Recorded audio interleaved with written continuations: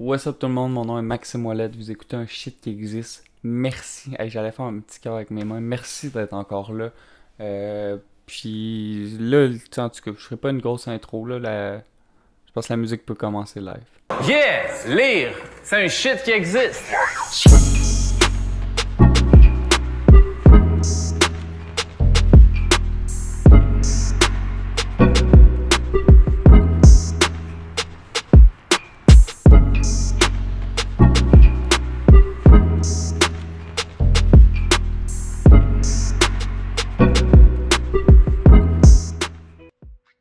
Ça faisait longtemps que je voulais le lire. Dès que je l'ai acheté dans une librairie au prix de 3$, je savais que je venais de faire une bonne affaire et que j'allais définitivement rentabiliser ce 3$-là. J'avais lu le premier tome. Si vous êtes familier avec cette chaîne, vous savez que j'avais adoré Le Grand Cahier. Donc j'ai été très content de poursuivre la trilogie des jumeaux avec La Preuve d'Agatha Christophe. Un excellent livre, même si c'est un livre qui m'a un peu déboussolé au début, parce que la temporalité est un peu fucked up. L'histoire commence la journée même où Le Grand Cahier se termine, et l'histoire se termine 30 ans plus tard avec Klaus qui revient dans le village où est-ce qu'il a vécu avec son frère Lucas. Donc le livre en soi, qui est d'une durée de 200 pages, voit passer 30 ans. Lors de ces 30 années-là, on suit en fait Lucas. Cette fois-ci, c'est pas écrit au nous comme Le Grand Cahier l'était, c'est écrit au il. On semble avoir en fait la présence d'un narrateur qui est hétérodiégétique, qui ne fait pas partie de l'histoire. Par contre, bon, ok, je vais mettre un petit. On n'est pas rendu là, mais éventuellement, ça se peut que je me laisse aller sur le spoil pas mal aujourd'hui. Dans lequel il y a 8 longs chapitres. Les 7 premiers, on suit exclusivement Lucas. Le 8e, on suit Klaus qui est de retour. Et c'est un livre en fait qui va parler des horreurs de l'après-guerre, parce que j'ai été un peu naïf. J'ai dit que la guerre était terminée, que là on pouvait faire un bilan, mais la guerre est jamais vraiment terminée. Souvent c'est des entre-guerres, surtout dans des pays où est-ce que c'est très conflictuel. Il va y avoir des rébellions, des contre-rébellions, des contre-contre-rébellions. Donc les conséquences de la guerre se font vraiment encore sentir dans La Preuve. Lucas essaie de s'en sortir comme il peut. Et je pense qu'il arrive quand même bien à le faire. C'est un roman en fait qui, contrairement au Grand Cahier, nous parle de solidarité. Donc ça, j'ai trouvé que c'est un grand changement par rapport au Grand Cahier, parce que, comme je l'ai dit, dans le Grand Cahier, il y a une espèce d'exercice en fait de désensibilisation.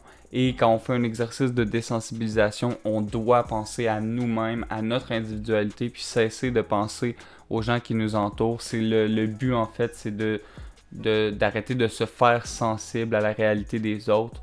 Donc de voir Lucas devenir un homme aussi solidaire dans La Preuve, ça m'a surpris. Ça m'a pas choqué par contre de voir qu'il a réajusté le tir après ces années de misère-là. J'ai trouvé ça magnifique. Agatha Christophe écrit encore avec la même noirceur. Il y a des événements qui sont choquants dans le Grand Cahier. Il y a encore des événements qui sont choquants dans La Preuve. C'est écrit tellement de manière crue. Mais en même temps, Agatha Christophe sait comment bien nous tenir en haleine, sait comment bien écrire. Donc même si c'est super cru, on a quand même envie de continuer de lire le livre. On n'est pas capable de le poser tout simplement. C'est vraiment... Puis il n'y a pas de cliffhanger, il n'y a pas de gros punch qui viennent terminer les chapitres. C'est juste vraiment bien écrit. C'est léger, c'est assez facile à lire, assez accessible à tous. Donc pour cette raison-là, on a juste envie de continuer de tourner les pages. Et là, on embarque dans la catégorie des spoils. Donc je vais mettre un petit timestamp là ici à quelque part. Je vous l'avais dit dans mon segment concernant Le Grand Cahier. Le Grand Cahier est écrit au nous. C'est Lucas et Klaus qui nous parlent. C'est la retranscription de leurs écrits. Et on sait, selon ce qu'ils nous ont dit eux-mêmes, que ce n'est que des faits, qu'il n'y a aucun sentiment, et qu'ils sont obligés de dire la vérité dans le Grand Cahier. Et dans La Preuve, en fait, on vient tout remettre en question. À la toute fin du roman, il est question en fait de Lucas et de Klaus. Lucas et Klaus, je l'avais jamais remarqué, mais si on prend les lettres des deux noms, on arrive en fait à Lucas, Klaus. C'est les mêmes lettres, en tout cas, vous voyez ce que je veux dire. Donc, comme je l'ai dit lors des 7 premiers chapitres, la focalisation est sur Lucas. et c'est écrit au il avec un narrateur qui semble être hétérodiégétique. Le 8e chapitre, lui, suit Klaus, toujours avec la même focalisation, toujours avec ce même il impersonnel-là et hétérodiégétique. Par contre, on apprend à la dernière page que les 7 premiers chapitres du livre auraient été écrits par Lucas, le 8e par Klaus. Donc, en fait, ce serait pas un narrateur hétérodiégétique, mais plutôt un narrateur homodiégétique, un narrateur qui fait partie de l'histoire. Et en fait, on nous dit que ce livre-là serait la preuve de l'existence de Lucas. Ce qui est remis en fait en question à la toute fin du roman, parce qu'on se questionne en fait à savoir si ce ne serait pas Klaus qui aurait écrit les 8 chapitres. Donc, est-ce que Lucas aurait vraiment existé? Apparemment que les personnages qui sont nommés par Lucas dans les 7 premiers chapitres n'ont pas existé selon les registres officiels de cette ville-là. Donc déjà là, avec ce deuxième livre-là, Agatha Christophe vient remettre en question tout ce qu'on sait des jumeaux. Est-ce qu'il y a vraiment eu des jumeaux? Est-ce que c'est seulement Klaus qui a existé? Est-ce que ce livre-là qu'on vient de lire, La Preuve, est la preuve de l'existence de Lucas? Ou est-ce que, comme il s'est mentionné dans la dernière page, ça aurait été tout simplement écrit par Klaus dans une espèce d'élan de folie? Donc ce côté-là, je l'ai trouvé vraiment intéressant. J'ai trouvé ça super bien, en fait, que la narratologie vienne être remise en question à la dernière page du livre. C'est à la dernière page, en fait, qu'on comprend le titre, La Preuve, alors que le Grand Cahier, en fait, on l'apprend très tôt pourquoi il s'appelle le Grand Cahier. C'est dans les premières pages du livre. Donc Agatha Christophe, il va avec une espèce de tactique complètement contraire à ce qu'elle a fait avec le Grand Cahier. Elle nous donne la raison du pourquoi le roman s'appelle La Preuve à la toute fin, alors qu'avec le Grand Cahier, on le faisait au début. On a la présence d'un narrateur qui semble être hétérodiégétique, alors que dans le Grand Cahier, on avait un narrateur homodiégétique. Bref, ces deux éléments-là vont faire que La Preuve est aux opposés du Grand Cahier. Également au niveau du fond, comme je l'ai dit, c'est à l'opposé du Grand Cahier parce qu'on vient remettre en question toute la vérité que les jumeaux nous avaient promis de nous dire dans le Grand Cahier. À ce niveau-là, c'est très bien fait. La Preuve d'Agatha Christophe, un énorme livre. Honnêtement, moi, j'ai adoré. J'ai encore très hâte d'aller chercher le 3e tome de la trilogie des jumeaux, qui apparemment est encore plus une remise en question sur ce qu'on a lu dans les 2 premiers livres. Donc Agatha Christophe, La Preuve, honnêtement, très très très très dope. Allez vous chercher la trilogie des jumeaux, pour vrai, vous le regretterez pas.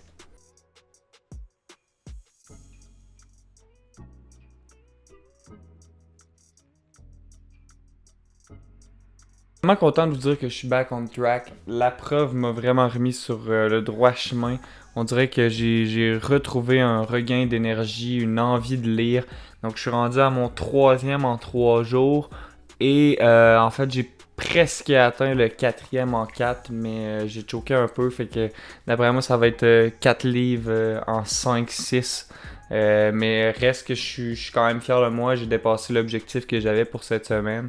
Ça me permet de reprendre un petit peu d'avance là, parce que j'en avais énormément. Puis dans les dernières semaines, comme je vous ai dit à plusieurs reprises, j'ai tout simplement laissé aller cette avance-là. Ce qui est pas mauvais en soi, là, je veux dire, c'est normal en fait d'avoir des périodes où est-ce que ça nous tente moins de lire. Puis je pense que c'est, en tout cas, je tiens vraiment à réitérer ça parce que je trouve que ça vaut la peine d'être dit, là. C'est pas à tous les jours que ça nous tente de lire, puis on lit pas tous au même rythme, mais il faut surtout jamais oublier, je pense que c'est des phases. En tout cas, si jamais, tu sais, je veux dire, vous avez déjà été des lecteurs par le passé, puis que là, ces temps-ci, ça vous tente moins, je pense que ça vaut peut-être la peine de juste comme continuer, puis de vous trouver le livre qui va vous permettre en fait d'avoir envie. Si jamais justement vous arrivez pas à continuer, arrêtez de vous entêter, laissez tomber le livre que vous avez entre les mains, prenez un petit break, puis je sais pas, man, peut-être que ce livre-là que vous lisez en ce moment ne vous convient simplement pas.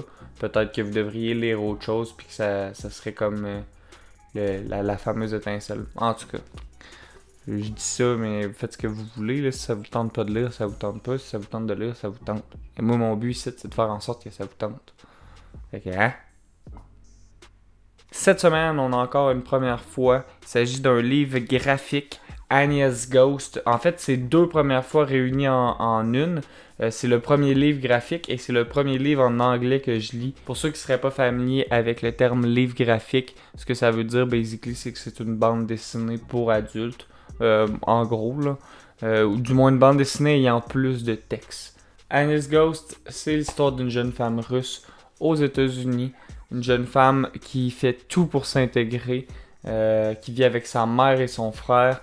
Puis son but ultime, c'est de juste fit in. Et Anya, au retour d'un jour d'école, va tomber dans un trou dans le sol, dans un parc près de chez elle. C'est dans ce trou-là qu'elle va rencontrer Emily. Elle va trouver des ossements en fait, et ces ossements-là vont s'avérer être la propriété d'Emily, une fantôme qui vit dans ce trou-là et qui malheureusement ne peut pas s'échapper puisqu'elle doit rester proche de ces ossements. Et malencontreusement, en fait, Anya va la ramener à la maison.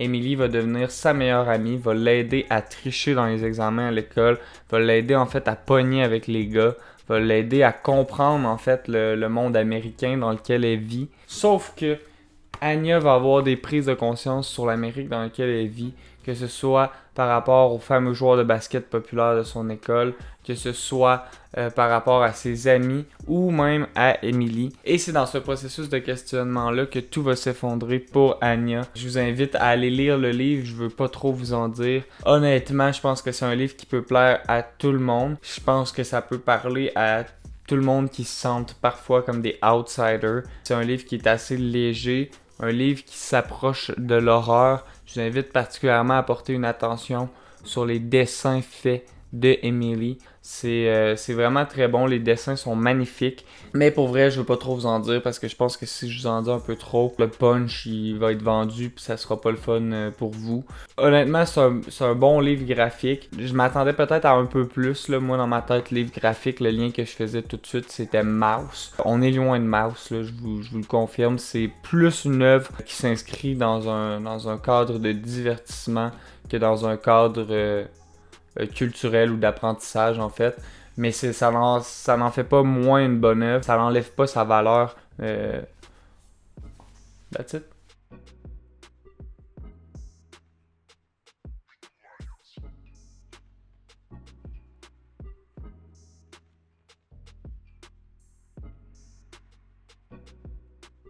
Je suis parti sur une espèce de tangente tantôt, là, puis je me suis mis à vous parler de mes livres, puis d'à quel point j'étais fier de moi d'avoir commencé à lire, puis là, je vous ai fait un discours enflammé sur à quel point c'est pas grave si vous êtes pas capable de lire actuellement, que vous avez juste pas votre bon livre. Puis je t'aime by tout ce que j'ai dit. Je m'excuse juste d'avoir fait une astuce de longue tangente, puis je vais en refaire un autre. Vous avez sûrement remarqué que mes plantes sont plus là. Puis moi, c'est le genre de truc pour vrai quand j'écoute des vidéos YouTube là, qui me fait tiquer ben raide. Là. Genre, il n'y a plus de plantes, là, je vais me poser la question tout le long du vidéo. J'aurai pas d'écoute pour tout le reste. Je vais juste me demander, il est où le style bonsaï? Es-tu mort? Est-ce qu'il nous avait dit qu'il était en train de mourir? Y a-tu pris soin de son bonsaï? Qu'est-ce qui se passe? Pourquoi les autres bonsaïs sont plus là? Pourquoi les succulentes sont plus là? Calme-toi, Maxime. Je vous le confirme tout de suite, les plantes sont encore en santé. Ils sont juste dans une serre, dans une autre pièce, parce que celle-ci n'est pas très bien éclairée. Je m'étais dit au début que j'allais les apporter à chaque vidéo. Je pense que j'étais vraiment un esti de menteur envers moi-même, parce que je sais ben trop que je suis beaucoup trop lâche pour ça. Ça me prend toute l'énergie du monde de juste me dire « Hey, let's go, on enregistre les vidéos ». Ça me prend un petit coup de pied dans le cul. Fait que définitivement d'amener les plantes à tous les fois, c'est pas tellement mon genre. Ils vont bien. Mon bonsaï est sur le point de mourir, définitivement. Les autres plantes vont bien. Fait que si jamais vous avez des questions par rapport à mes plantes, ben there you go. Maintenant vous avez des réponses. Vous pourrez m'écrire en privé. Estime de fais ci, fais ça, mets telle affaire. Je vous parle au 5e d'M.P. Boisvert, paru en 2017 chez La Mèche, la même maison d'édition que Ballonné Suicide de Violette Pie. Au 5e, c'est l'histoire d'un quatuor qui vit au 5e étage d'un appartement et auquel va s'ajouter Eloi, 5e membre du groupe. Dans ce groupe-là, les relations s'entrecroisent, que ce soit des relations amicales, des relations amoureuses ou des relations sexuelles. Donc on a le personnage de Simon qui est polygame. Il entretient une relation avec Eloi et Alice. On a Alice qui est monogame mais polysexuelle. Elle couche avec Benjamin, Simon qui est son copain, Camille et Gaël. On a Camille qui est elle aussi est monogame mais polysexuelle Elle couche avec Alice et Gaël qui est sa copine. Et on a Gaël qui, tout comme Alice et Camille, est monogame mais polysexuelle. Donc elle couche elle aussi avec Alice et Camille qui est sa copine. Et on a Eloi, en fait que sa sexualité puis son statut amoureux est inconnu. On sait qu'il entretient quelque chose avec Simon, mais sans plus. Donc, comme vous avez pu le constater probablement pendant que je faisais la description de ces relations-là, il y a une énorme diversité amoureuse dans ce roman-là. Donc, on nous parle en fait de toutes ces manières d'aimer dont on n'entend pas souvent parler, puis c'est rafraîchissant à ce niveau-là, définitivement. On voit également une certaine forme de diversité de genre, une diversité sexuelle également. Donc pour ça, j'ai trouvé que c'était intéressant, c'est une œuvre importante pour moi. Si on parle d'advocate pour la diversité sexuelle, la diversité de genre, c'est sûr qu'il va y avoir la présence d'une certaine forme d'écriture inclusive. J'ai trouvé ça vraiment intéressant. Je me suis déjà fait dire, je suis pas certain à 100% de ce que je vais vous dire là, mais que ce livre-là serait peut-être le premier livre en fait québécois à utiliser l'écriture inclusive. Donc ça, j'ai trouvé ça intéressant. Je pense que c'est rafraîchissant. C'est important en fait qu'on ait ce genre de livre-là, ce genre de littérature-là, pour que tout le monde puisse se reconnaître dans une certaine partie de la littérature. Si je continue de vous parler en fait de tout ce qui a rapport à vraiment la manière dont c'est écrit, il y a la présence énorme de franglais. Donc ça, j'ai trouvé ça bien, c'est très contemporain. Moi, ce qui m'a tanné un peu plus à ce niveau-là, c'est que j'aurais aimé que les anglicismes soient mis en italique. En tout cas, je suis peut-être très puriste à ce niveau-là, mais pour moi, un anglicisme, ça va en italique, pour la simple et bonne raison, en fait, que ça me donne un code d'interprétation. Il y a certains mots qui s'écrivent pareil en français qu'en anglais, mais qui veulent pas nécessairement dire la même chose.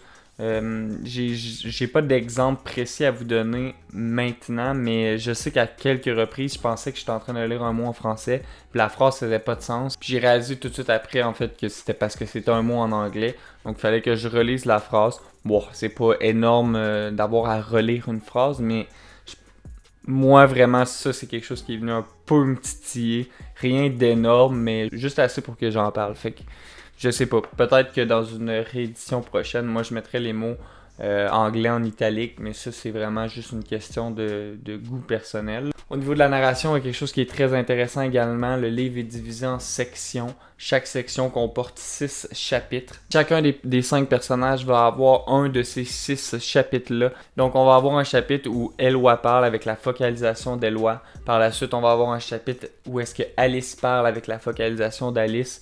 Et à la toute fin, il va y avoir un dialogue qui ressemble beaucoup à ce qu'on pourrait trouver d'une pièce de théâtre. Ce qui fait en sorte en fait que chaque chapitre nous permet d'avoir accès à une vision, à une optique de la situation. Puis par la suite, on vient wrap it up avec un dialogue qui vient nous montrer en fait d'un point de vue extérieur comment est-ce qu'on peut vraiment voir cette situation-là. Donc niveau narratologique, c'est vraiment très intéressant. Ça permet d'avoir un développement de l'histoire. Ça permet également de s'identifier peut-être plus à un personnage qu'à un autre, à comprendre pourquoi il est réticent face à telle ou telle situation, ce que un il plus impersonnel nous aurait pas nécessairement permis. Donc pour ça, chapeau à MP Boisvert. Donc comme j'ai dit, Eloi vient s'ajouter au quatuor déjà existant.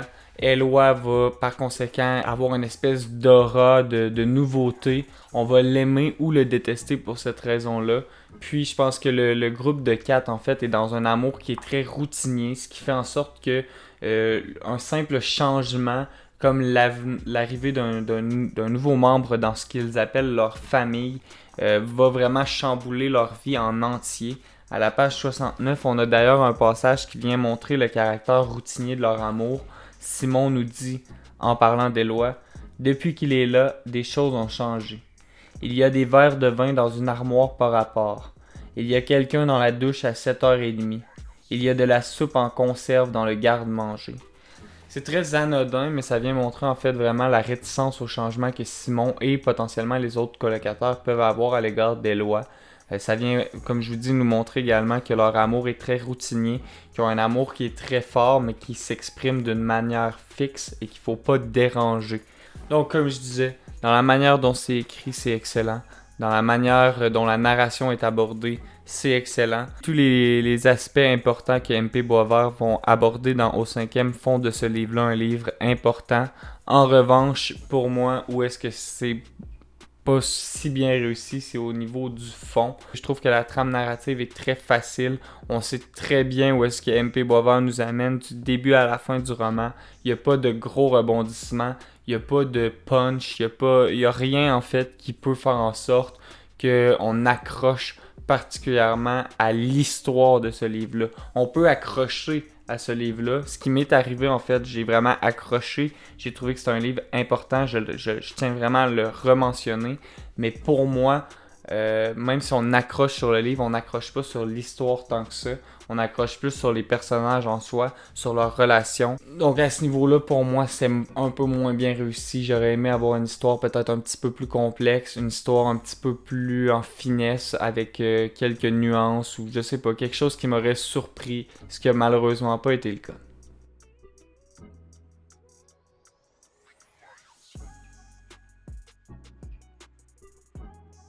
Anya's Ghost, très bon divertissement, un livre léger que vous pourriez lire pendant une journée de pluie. Ça sera pas ma suggestion de la semaine. Au cinquième d'MP Boisvert, un livre très important pour tous les messages qui y sont véhiculés, mais un livre qui pour moi réussit pas nécessairement à marquer des points incroyables au niveau de la trame narrative. Même si les personnages sont très attachants, que la narration est intéressante, qu'il y a présence d'écriture inclusive, de franglais, pour moi ce qui a pas marché, c'est vraiment la trame narrative qui est un peu simple. Donc ça sera pas ma suggestion de la semaine. Pour moi, le livre de la semaine, c'est vraiment La preuve d'Agatha Christophe. Un livre excellent, un punch final qui nous rentre dedans, qui nous donne envie d'aller lire le troisième livre de la trilogie des jumeaux. Donc je vous avais conseillé Le Grand Cahier. Si vous êtes allé le lire, je vous conseille La preuve. Si vous n'êtes pas allé le lire, je vous conseille d'aller lire Le Grand Cahier. Puis automatiquement, certainement, vous allez aller lire La preuve. Donc on se revoit la semaine prochaine. Mon nom est Maxime Ouellette. Vraiment content d'être avec vous. Puis, that's what up. Peace out.